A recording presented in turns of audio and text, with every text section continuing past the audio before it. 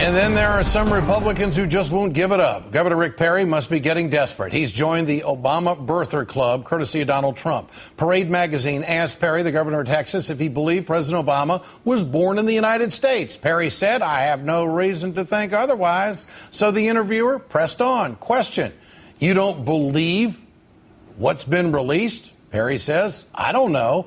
I had dinner with Donald Trump the other night. He doesn't think it's real." Question again: and you said? Perry says, "I don't have any idea. It doesn't matter. He's the president of the United States. He's elected. It's a distractive issue."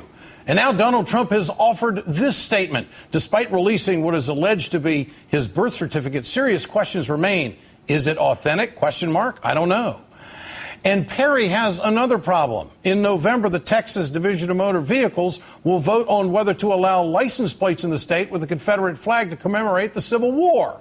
Perry's office says it didn't ask for its approval, and they encourage the public to offer feedback, you think? And in the latest poll of Iowa Republicans, they're saying that Perry ain't happening.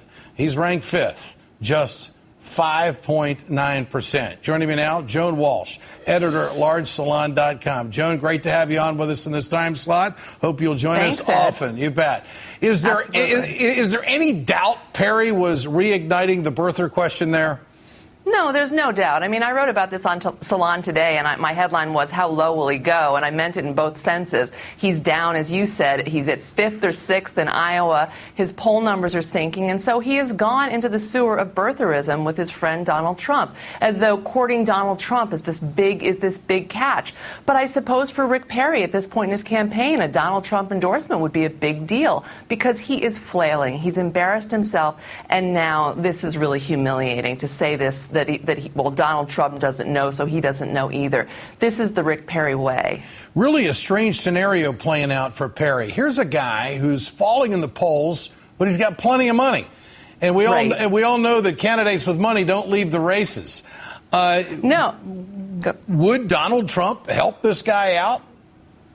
I don't know. You know, Donald Trump was kind of laughed off the stage. People took him seriously for a little while, and the more he says he doesn't even believe the president now, the more ridiculous he becomes. I mean, Perry today did hire President Bush's first campaign manager, Joe Alba, but, you know, Joe supported in 2008, his big savior candidate was Rudy Giuliani. And so I'm starting to wonder if Rick Perry is kind of the Rudy Giuliani figure of 2012, where he's the guy who everybody thought was going to come in and be the big savior, knock off the front runner, but in the end, he finished 3rd in his best primary, and I think he got 1 delegate. You know, this is not, at this point, a winning campaign. You know, we had the rock story at the Perry hunting spot that they rented years ago, and now we have this Confederate license plate. Why can't the governor of Texas come out and say unequivocally that he thinks the Confederate license plate is a bad idea? Well, he could and he should, obviously. I mean, if he were looking for an opportunity to really distance himself from that awful camp name and to reassure Americans that he really stands for fairness, that's what he would do. But instead, you know, he's taking it's a page from the Haley Barbour playbook, because Haley, his strategy, he came out and said, "I'm not going to tell people what to think about this license plate issue" when it came up in Mississippi. And, you know, I would say that Rick Perry is basically doing the same thing. A leader leads. You and I know that, Ed. And this calls for leadership. The fact that he isn't doing it, he's courting that vote. He's courting the Confederate secessionist and the birther vote. And it's sad. And quickly, what about Karl Rove trying to deep six Herman Cain's campaign? And Herman Cain, of course, going back at him. That's quite a spat going on.